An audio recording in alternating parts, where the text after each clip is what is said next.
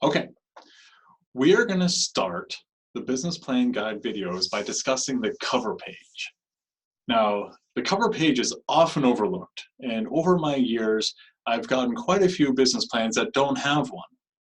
Now, this might be okay, but oftentimes, I don't know who to contact. I don't know who wrote the business plan. I have to search throughout the business plan to try to figure out how do I get in touch with this person. You never want people to search for you to get in touch with you about your business plan. So the cover page is pretty important to just let people know who wrote the business plan and how to get in touch with you.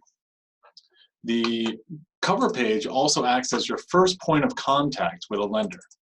So let's go through the cover page. Now, typically the cover page is just a page long. You don't want to make this thing complex. It should be fairly neat and straightforward. Again, in my opinion, the most important part of a cover page is the section that deals with who wrote it and how to get in contact with them. Oftentimes, your phone number or an email address is great. If you have a website already, put that in too. The second most important aspect, in my opinion, is the version number. And this oftentimes gets overlooked. So as you're developing your business plan, you're going to have multiple versions. When you're talking to a lender, you want to make sure you are talking about the same version. Heck, even as you're updating the business plan, you just want to make sure it's the right version. So I just use a simple date as a version number. Some people use 1, 2, 3. It doesn't matter as long as you make sure it's an easy way to understand which version you're dealing with. Third, the title, your business name. Put it nice front and center, big bold font. You can put a picture if you want. Remember, this cover page is the first point of contact between you and a potential lender or a partner or investor. So you want to make sure it kind of stands out a little.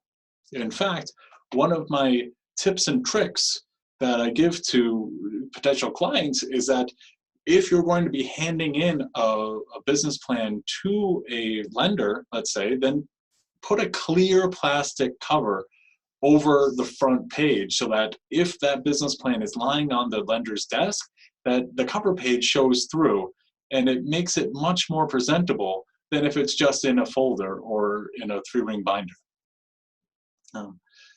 The fourth aspect to the cover page is who are you submitting it to?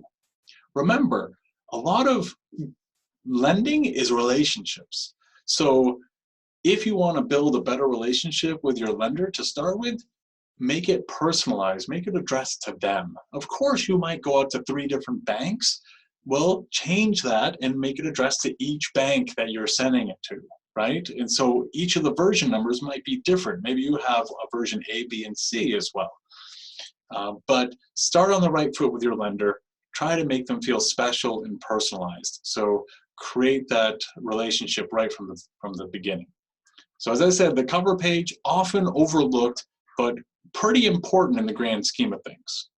Next, we're going to go on to talk about the executive summary.